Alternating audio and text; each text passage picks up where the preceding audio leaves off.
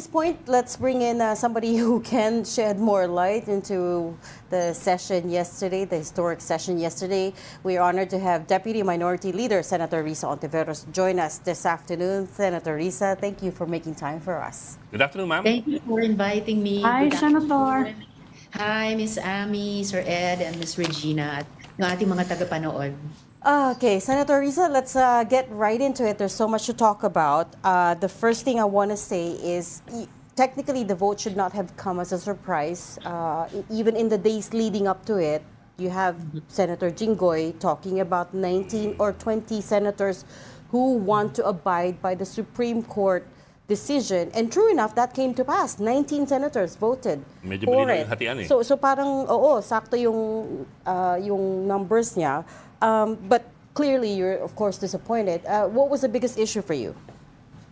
Well, first of all, the biggest issue was and is, and I think will always be, accountability, exacting accountability for those of us serving in public office.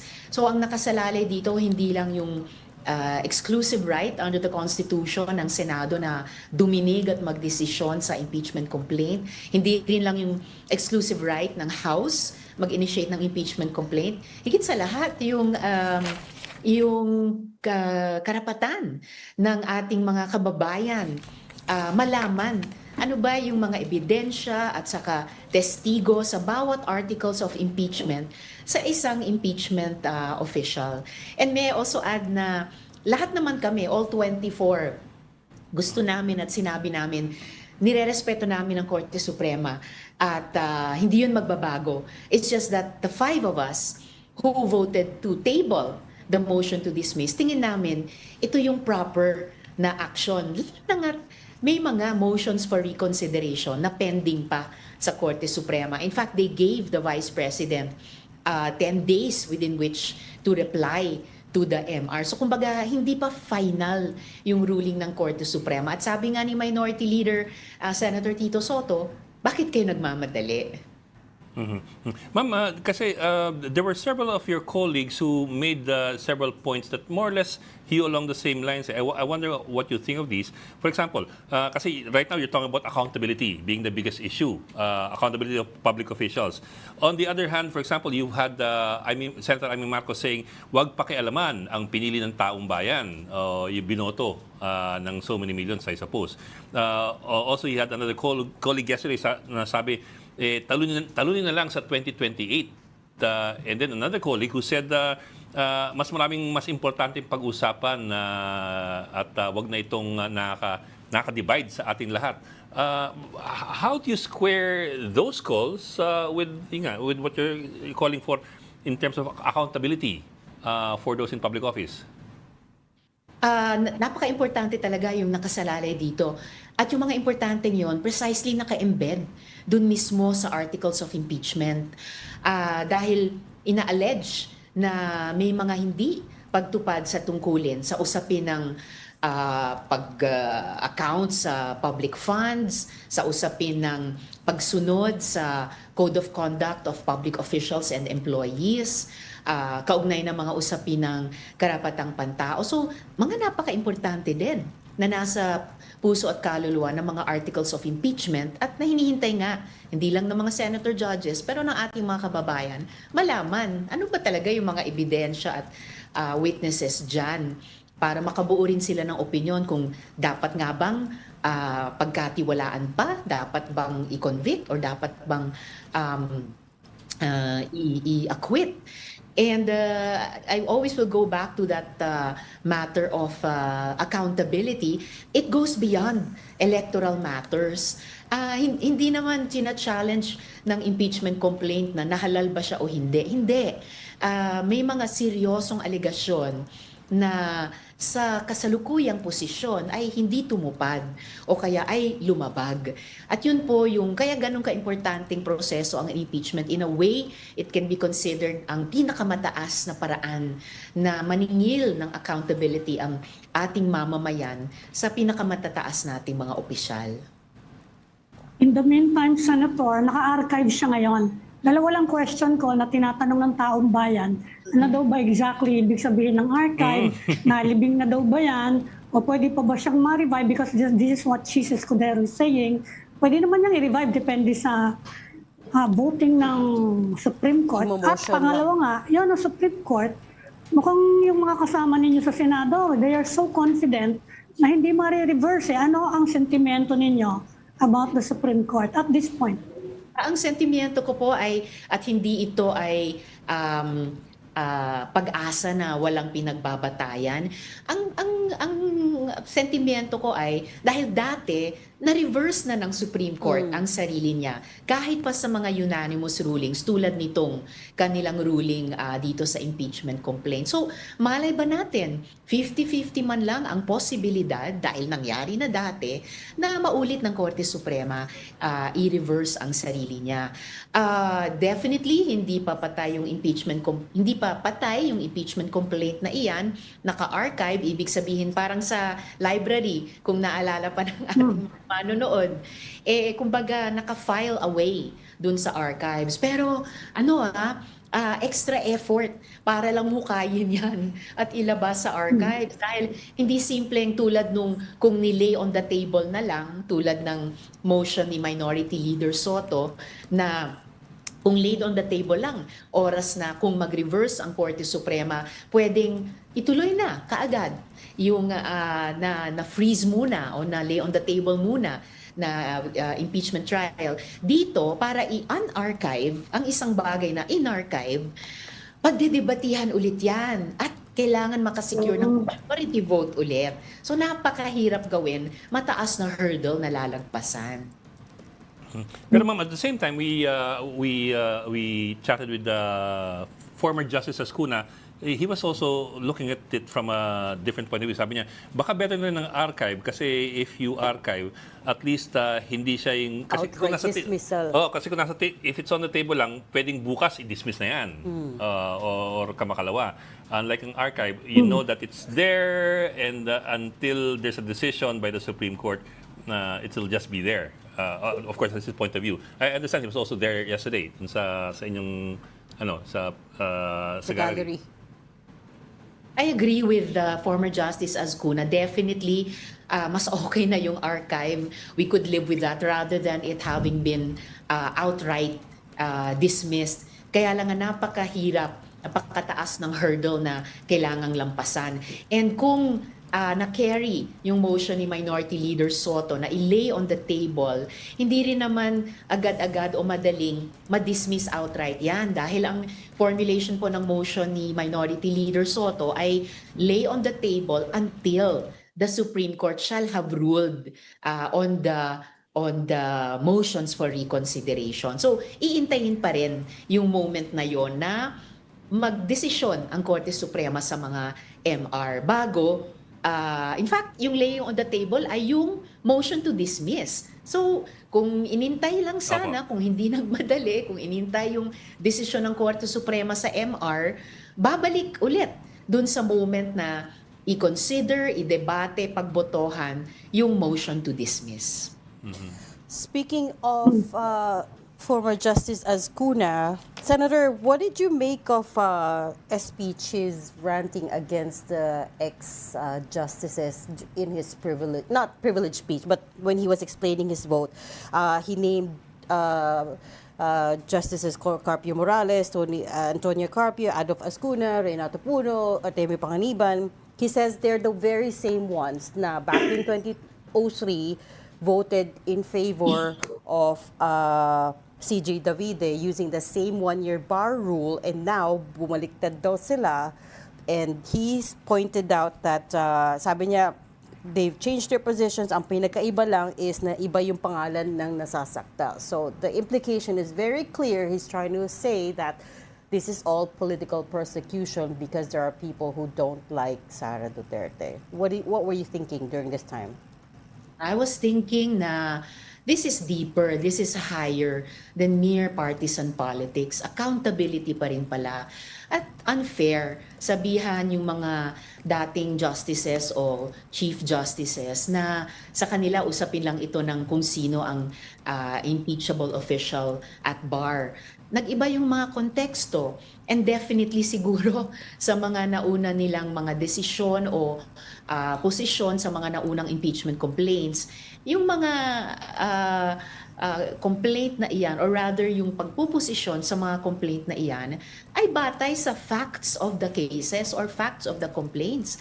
I would imagine pag binilikan natin yung mga dating pagpuposisyon nila, ay hindi batay sa mga serious factual errors na sinasite dito sa kasalukuyang ruling ng Korte Suprema. Kasi imagine, sinabi sa ruling na hindi pinagbotohan in plenary ng House bago i-transmit sa Senado yung impeachment complaint. Samantalang malinaw sa records ng House na sinertify ng House Secretary General na 200 plus sa mga representante who were present ay nag-aproba dyan. At may mga iba pang mga serious factual errors na paano magiging basehan ng isa namang tamang desisyon. Meron pa nga kayong colleagues sa media na nag-anunsyo pa na yung sinite na pag-ulat daw nila This is na, di ba, na ABS-CBN. hindi pagboto in plenary, sinite sa Supreme Court ruling, mali, baliktad. Sabi nila, we never reported that there was no plenary vote on the impeachment complaint. So, grabe. Ang tama yung paulit-ulit na sinabi ni Minority Leader Soto, kung mali yung facts, paano magiging tama yung desisyon? You're talking about the ABS-CBN Pero- statement, The ABS-CBN statement, which I made of that, record last night. saying that actually they did not report that the complaint was transmitted without a plenary vote. Wala yun sa original reports nila. Go ahead, Wala Annie. talaga. So saan nakuha yon ng ruling ng Korte Suprema? Pero Senator, may mga nagsasabi din, considering the vote yesterday, mukhang desidido na yung mga, because alam naman ng buong bayan kung ano yung laman ng articles of impeachment, and more or less, alam na rin natin because of the congressional investigations, yung mga ebidensyang ipipresenta, no? And ang sabi nung iba, kahit naman anong ruling dyan, kahit balik pa rin ng Supreme Court yung order at mapilitang mag-refile ang House, since it's the same group of senators who will vote on it, who will try the case, inaasahan natin na ganyan din ang bagsak ng boto. In fact, before the MR, eksaktong-eksakto yung sinabi. Around 19 to 20 senators will vote na i-dismiss bago dumating yung MR. Yung pang-20, yung nag-vacillate si Senator Ping Lacson, eksakto, ang galing, di ba? I mean, ang sinasabi ng mga tao, bakit pa ba itutuloy? Exercise in futility lang daw. Ano po yung masasabi nyo sa ganong obserbasyon? Never an exercise in futility. Ang Senado po ay deliberative body. Nakita nyo naman po kahapon, 6.5 oras kaming nagdebate bago pa kami nagbotohan ng 2 beses. At kung mayroong in the future na mag-file na mamamayan o representante, kahit pa pareho yung grounds na isa-cite nila or iba, pag tinransmit sa Senado, duty-bound kami at aming solong kapangyarihan na dinigin yan at magdesisyon dyan. There's never an exercise in futility. I always say, walang mabuting bagay na nasasayang. At by the way, hindi po nag-vacillate si Senator Ping. Malinaw sa kanyang explanation of vote sa pangalawang boto, yung kanilang pag-abstain, yung basehan nila. It was still based on pagrespeto sa Korte Suprema at pag-uphold ng eminent principle ng accountability at paghaya, no, na huminog yung mga proseso at huwag i-shortcut ito o huwag i-short circuit ito. But at the same time, Ed, just to follow through on Ami's point, at the same time, Senator, this was the first big test for the new minority bloc, no? Yes. And we already saw, well, you divided. Senators Loren Legarda and Mig Zubiri voted in favor of the majority. How should we read into that? Is it going to be like this all the time, or did you talk about it? Ano pong insight doon? Ang insight ko dito ay tulad pa rin nung nagsimula kami bilang isang minority. We are united on fulfilling the mandate ng isang minority sa Senado na mag-check and balance, mag-fiscalize, itaguyod ang mga tradisyon at saka rules ng Senado. We don't expect each other, kaming lima, to always vote the same way on every single issue. Pero within the collegial body that is the Senate, nagiging po kaming isang napaka-collegial na minority din. And yes, to greater and lesser degrees, pinag-uusapan namin halos lahat ng mga issue. Kaya at least among us, walang masyadong gulatan. And I'm confident na even after the long and really exhausting debate last night, magpapatuloy yung aming paghahanap ng greater and greater unities at greater and greater effectiveness bilang isang minority. On the floor nga kagabi, habang ine-explain naming lahat yung aming mga boto, nagsisimula na rin kaming mag-usap sa minority sa mga susunod na legislative battles na ilulunsad namin sa loob ng Senado. So you knew going in that Senators Legarda and Zubiri were not going to vote with you, but were you disappointed? But was I? Disappointed. Well, of course, I had wished for a better overall vote sa aming 24. Pero sa aming 24 at lalo na sa aming 5, there is that very strong mutual respect.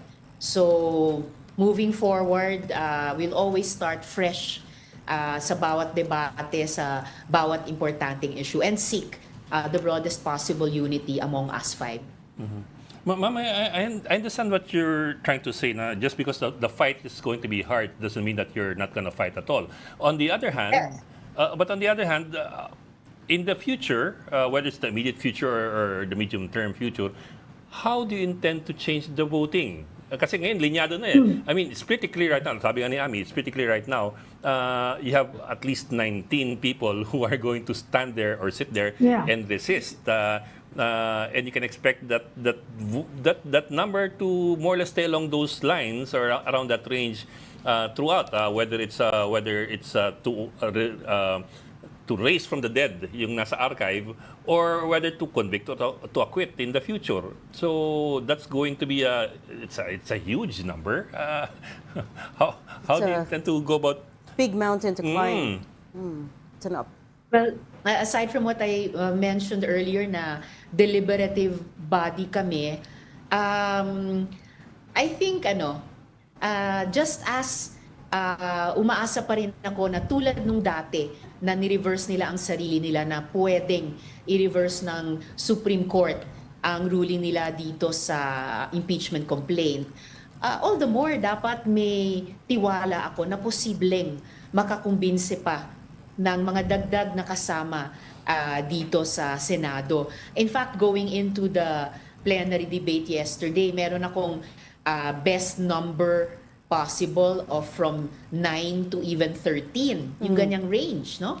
Hindi namin na-shoot yon, pero ibig sabihin, given yung iba't ibang factors at play, yung fluidity ng bawat sitwasyon, if there will be a continuation of this impeachment trial o kung magkakaroon ng bagong impeachment complaint, may mga factors na mananatiling pareho tulad kagabi, pero there may also be new factors that will come into play o mga factors na magpi-play in a different way. So, lagi kong babasahin ang bawat bago o medyo bagong arena with fresh eyes para makita kung may pagkakataon na yun, itaguyod yung prinsipyo ng accountability.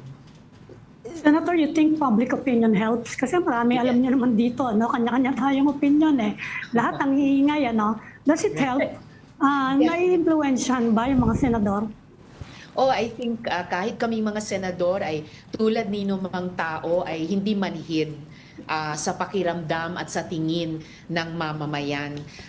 Kaya maraming salamat sa pagmamalasakit ng ating mga kababayan sa ganitong mga importanteng issue. Nakikita po namin kayo, naririnig po namin at nararamdaman kayo. And I mean not just yung ibang mga kasama namin sa na nagtatrabaho sa buong gobyerno.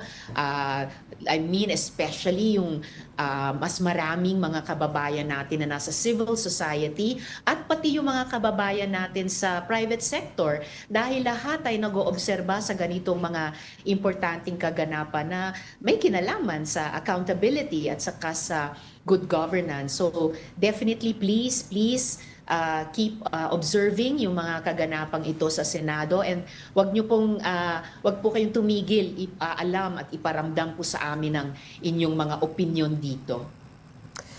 Senator, one of the heated moments last night, was when you got into a debate with Senator Marcoleta, no, about whether the probability of Supreme Court reversing its decision, considering that it was unanimous. And then you gave the examples na in the past where they did reverse kahit na unanimous decision, like in the case of Isaa. But I wanted to get a bit more of the backstory from you. What was going through your mind at that time nung nagkakadebate na po kayo ni Senator Marcoleta? And secondly, do you have insights on why it was Senator Marcoleta who ended up putting forth the motion, who became the proponent, considering that he's still very new to the upper chamber? I mean, he's just been sworn in, right? He's just been sworn in, pero isa sila sa mga anim lamang na abogado sa Senado ngayong 20th Congress. So hindi ko alam kung paano yung naging decision-making process nila sa majority, pero sila nga yung tumayo. Una, privilege speech.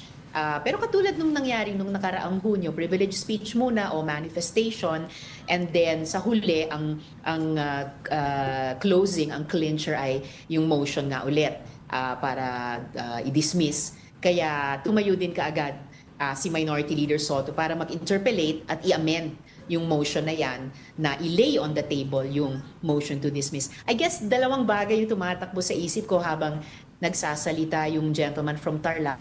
Una, syempre ay mali yun. Hindi totoo na never or halos never nagre-reverse ang Korte Suprema. At hindi po yan suntok sa buwan. At kahit pa nga suntok sa buwan, kung hindi nagsusuntok sa buwan tayo mga Pilipino, baka hindi natin nagawa yung marami-raming mga dakilang bagay na ginawa ng ating bayan sa ating buong kasaysayan kung hindi tayo nagsuntok sa buwan. And in any case, it would appear from the documentation at binahagi ko yung tungkol dyan kagabi, it would appear na hindi talaga suntok sa buwan, nakatuntong sa lupa ang paa natin to say that the Supreme Court has, in fact, in certain instances, reversed itself. At notable yung dun sa kaso nga ng BT Talong. So, kung yung ganyang probability ay nangyari na sa nakaraan, ibig sabihin, possibility na siya. 50-50 man lang. Kaya nga po, nagdedebate kami na bakit ba tayo nagmamadali? May MR, binigyan na nga ng Korte Suprema si VP Duterte ng mga araw para mag-comment. So, ba't hindi natin hintayin ng MR bago magdesisyon dyan? Actually, I was waiting for Senator Marcoleta to further challenge your facts, kasi he was already beginning to challenge them, asking, and then he goes into Kung were these unbanked daw ba? constitutional issues that were being deliberated. Yeah. So, dumadagdag yung mga kondisyon. Pero Kaya sabi ko parang ano yan operative facts. Yung iipahin mo yung context halfway through the conversation or the process. Pero sige lang, kasi nasagot ko rin naman. Pero In the case of surprisingly, PT Talong, it was a unanimous ruling at first, ni-reverse nila unanimously. So, nangyari na sa nakaraan. So, therefore, moving forward in the future, it is always a possibility. okay. But Yung surprisingly, reversal, Senator, it doesn't have to be unanimous, di ba? It doesn't Basta also... matalo lang yung ano. Opo, ang tanong naman nila was, may unanimous ruling na ba ng Korte Suprema na ni-reverse nila? At yung incontrovertible na sagot dyan ay oo, ito po ang mga resibo. And again, to be very clear, nag-unbank yung Supreme Court when they reversed these rulings. I think that was the Yeah. point of Senator Marcoleta. Oo. Opo, dagdag na tanong o kondisyon nila, unbank ba? Opo, unbank. Okay, ma'am, cambio ko Oh, na hindi- konti. Napansin kasi namin yung well, I don't know, I don't know if this is new kasi parang nagbago yung tono ng ilang mga legislators or mga senators as far as how yung pakikitungo nila sa kanilang colleagues in the lower chamber. Kasi kagabi medyo maanghang na yung mga bitaw. And these were not ambush interviews. We're talking about words that were Prepared speeches. words that were spilled out in session in the official record. At one point, si Senator Amy Marcos, if I recall correctly, was calling on her colleagues in the lower chamber to replace the speaker. Well, she said joke lang. Well, now she's saying it's a now joke. she's saying suggestion lang daw. Suggestion. But we seem to have gotten to that point na everything is out the window. Parliamentary courtesies out the I didn't window. want to put it that way kasi how much value do people really put to parliamentary courtesy? But even that thing that people would use to kahit pa paano give a bit of respect to is already out the window na. I mean, for you to call on your colleagues to replace their leader in the lower chamber, that's a bit extreme, I suppose. And yun pa naman yung isa pang pinut on record, for example, ni Senator Kiko, na huwag nating i-dismiss, instead i-lay on the table natin yung motion to dismiss yung impeachment complaint bilang ding interparliamentary courtesy sa House. At dahil gusto din nating maasahan if at any time in the future na magkaroon ng sitwasyon na nasa bingit yung interparliamentary courtesy naman ng House sa Senado, we would want to be able to count on that. So, I regret kung nagkaroon ng mga tono na ganon na we threw anything important out the window. Dahil eto nga yung sitwasyon na binabakan ng ilang sa amin yung katamaan nung Supreme Court ruling, still we found it important na paulit-ulit na bigyang diin, nire-respeto namin ang Korte Suprema. Even if the respect doesn't mean mananahimik pag may importanteng nakasalalay, even if the respect doesn't mean magbubulag-bulagan kung may inhustisya o kung may outright maling facts, but always with respect. At yun yung gusto naming laging manatili. Isa rin yan na laging binigyang diin ni Minority Leader Soto bilang veterano, dating Senate President, at naming lahat sa minority. Actually, even last night, ma'am, parang the working premise among some of your colleagues was this is all because of the anti-Duterte feeling in the lower chamber, not because of whether or not she threatened to have anybody killed or whether there were questions about how she spent the money. It was not about that. It was more of parang kasi kayo mga Rivalry. antay kayo. Rivalry. With Sara Duterte, not the president, with Sara Duterte. Yan yung nararamdaman ng mga tao. Well, again, I felt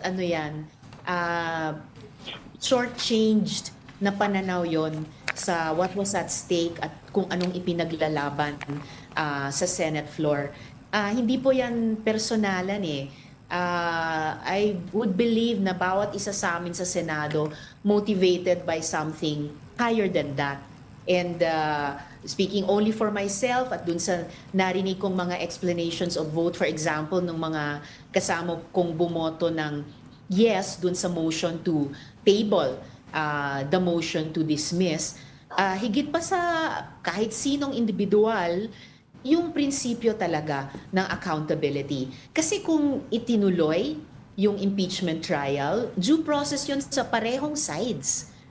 May pagkakataon yung prosecution ipresenta yung kanilang witnesses at ebidensya, ganon din ang defense. At yung impeached official may pagkakataon presenta yung kanilang ebidensya at witnesses. And on the basis of that mutual presentation, ay pwedeng magbuo ng desisyon ang kaming senator judges at pati yung ating mga mamamayan. So, hindi ko po tatanggapin na hanggang ganun na lang level na personalan lang ito o partisan politics lamang ito. Hindi po. It is beyond that. It is higher than that. Pahabol ko lang, Senator, sa 4 na bumoto na na hindi na ituloy yung yung dalawa taga majority Kumusta na po kayo ni Senator Kiko and Senator Bam? Okay naman po kami.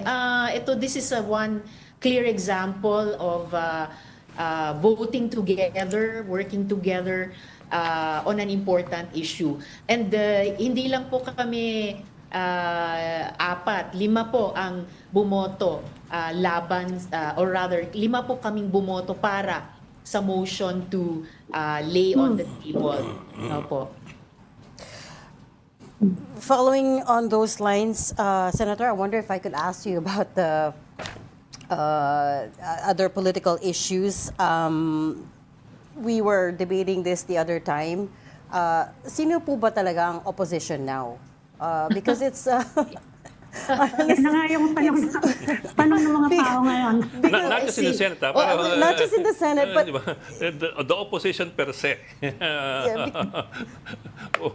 Kasi we have different labels for it. May traditional opposition, May independent minority, opposition, Yung opposition. may spiritual opposition. So where is the Liberal Party in all of this? I wouldn't say naman kami spiritual opposition. Pero I would like to think na yung opposition dito sa ating bayan ay hindi lamang yung, meron kasing nagsasabing sila yung opposition dahil sila ngayon ay kontra sa administrasyon at gusto magko-contest para makabalik sa kapangyarihan. I would like to think na kaming nasa hanay ng gustong magpresenta rin ng mga konkretong alternatibo sa mga importanteng issue ng ating mga kababayan, lalo na sa ekonomiya, na hindi po kami aligned kay Presidente, hindi rin kami aligned dun sa yung isang dominant faction sa administrasyon ngayon. Pero posibleng alternative kami. Iba-iba yung tawag sa amin ng iba magiging third force ba kami or what.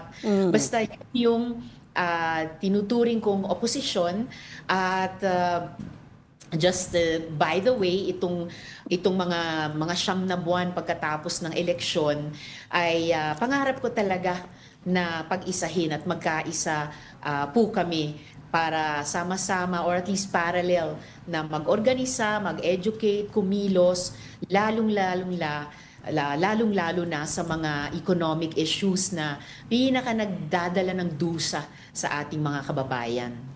Pero ma'am, at the same time, yun lang kasi, last week lang si Trillanes, we spoke to him a few 2 days days ago.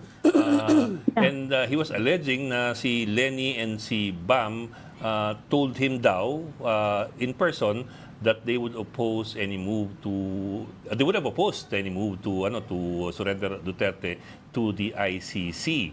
So may ganun siyang bitaw. He also alleged that si Mayor Lenny and VP Sara are actually deeper friends than most Good people friends. realize. So, tapos bumawi naman si Congresswoman De Lima na hindi ganyan ang aking pagbasa. So may ganung, I don't know if you'd call it a Tension. friction. Hindi ko alam kung magkakaibigan sila at wala rin akong narinig kina Mayor Lenny o Senator Bam na ganung pananaw nila sa isyung nabanggit. Basta ako on that issue of the ICC, tulad ng marami nating kababayan, ina-anticipate ko yung unang hearing sa susunod na buwan, lalong-lalo na para sa mga balo at mga ulila ng extrajudicial killings. Okay. But Senator, can I have you react to former Senator Sonny Trillanes saying that you're the best candidate for 2028 against Vice President Sara Duterte because we live in a world where evil forces are at play, and sabi niya, you're the only one who stood firm all this time. So he says it's not Mayor Lenny, it's gonna have to be you. Can I have you react to that? Mag-uusap pa ang oposisyon. Nagpapasalamat ako kay former Senator Sonny Trillanes sa kanyang affirmation. And at the same time, yun na nga po, itong 9 na buwan, priority ko makaambag sa pagkakaisa sa opposition, or some forces within what I call the opposition would call themselves reformist or independent, kung ano man. Pagkakaisa po naming lahat na sumuporta sa Akbayan, sa ML Party List, sa Kiko Bam, sa mga mayors natin, kasama si Mayor Lenny, at iba pa, pagkaisahin para sama-samang kumilos, lalo na sa mga economic issues, at patuloy na magtrabaho at manindigan para sa ating mga kababayan, papunta at lampas pa nga sa 2028. So kailangan pa naming mag-usap at magkaisa paano kami pinaka malakas at ginawa matagumpay makakakilos sa 2028. Okay, but let me ask you straight, if it came down to it, would you be interested? I am asking every fellow leaders sa opposition na maging bukas po ang bawat isa sa amin. Kasi kailangan naming magbuo ng pinakamalakas na slate na posible, na pinakamalakas na kandidato sa bawat posisyon sana ay maging handa para pwede naming ialok ang aming plataforma, lalo na para sa mga economic issues at pagdating sa mga eleksyon sa mga susunod na dekada, ay pwede rin kami mag-alok ng best offer sa ating mga kababayan at sa ating mga botante. So I'm asking each one of us to remain open. Ami? Is there a possibility that you will align with Marcos forces? Sa opposition po talaga ako. Yun po, sa opposition po talaga. So you're the traditional opposition, Senator. Sorry? You're the real opposition, is what you're saying. Oh, I'm part of what I would like to think is the real The opposition. real opposition. Opo. Okay. But what would you think or what would you feel if some of your colleagues in the opposition align or affiliate themselves with the Marcos administration, especially going to 2028, especially if Sara Duterte or the Duterte family is going to run in 2028? Kung umabot po dun sa punto na there's a very powerful na very influential na kalaban, and some of your colleagues decide to affiliate with the admin. Well, I suppose posible na sino man sa ganitong napakahirap na politika might consider something like that at one point or another. Pero ang disposition ko talaga ay let's put forth our strongest possible alternative first. At saka naniniwala kasi ako na kapag we hold yung pole natin, we hold a center of gravity, mas posibleng maka-attract yun ng mga like-minded na mga tao, mga grupo, mga energies, di ba? So, para sa akin, dun talaga nakabuhos yung buong enerhiya ko sa ngayon na kung ngayon may dalawang pinakamalakas na centers of gravity, no? Bago pa isipin mag-align dun sa isa, i-test natin sa ating mga kababayan at mga botante, magtayo ng alternatibo pa. Dahil malay natin, out there ay may mas marami pang mga tao at grupo na naghahanap lang ng alternatibo na makakasama. At kung mayroong espasyo, no, parang sa physics, ay pwedeng pumasok doon yung mga like-minded spirits, yung mga fellow travelers. So, doon ako excited na magtrabaho ngayon. Like-minded spirits. Yes. Senator, what's with the... Spiritual opposition. Hindi nga sila spiritual opposition. But what's with the timeline, Senator Risa? 9 months. You keep coming back to the 9 months after election. Ano pong significance Sorry. doon? Ewan ko ba, I don't know, baka naman sa pagbubuntis. Parang pregnancy, no? Kaya parang nanganak na. Parang pregnancy. Parang pregnancy. Naisip ko lang after May. Sige, a certain number of months, nasabi ko lang minsan. So it's just a working timetable ba na magbuntis, manganak pagkatapos ng mga siyam Iluluwa na buwan. yung- Could be less, probably a little, probably O, di tama nga, parang pregnancy. Oo. Baka malay natin, baka makapanganak ng isang broader, stronger Coalition. unity, oo, na magiging kapaki-pakinabang sa ating mga kababayan, lalong-lalo na sa mga economic issues at mas magkaroon ng na mag-alok ng alternatibo pagdating sa 2028 and beyond. Senator, you said earlier, coming back to the impeachment, sabi mo, you feel everyone voted to a higher calling and that this is all beyond party politics. But at this point, after all the debates, after the many months of back and forth, do you feel that there's been undue delay with the Senate as far as this impeachment process goes? Well, syempre, mula sa simula, forthwith yung mukhang bibig namin. So, dapat sana nagpatuloy na sa trial nung Pebrero pa lang, no? Nung tinransmit sa amin ng House ang articles of impeachment. Hindi man nangyari yon, inilaban namin ulit nung June. Hindi pa rin nagpatuloy. At yun na nga, kagabi, yan po yung naging boto ng Senado. So, kung na-delay nung una, kagabi naman, dahil nga sobrang nag-iba yung konteksto. Mayroon ng motions for reconsideration at binigyan ng Korte Suprema mismo ang Vice President ng ilang araw para mag-reply. Kaya kami naman ay nagsabi, huwag magmadali. 'Di ba? Slow down. Ngayon sana nag-delay ng desisyon na iyan na i-archive. So gayunpaman yan ang naging botohan. So i-assess po namin ang situation. I'm sure nagsisimula ng mag-assess yung mga civil society advocates dyan. And then we move forward. Okay.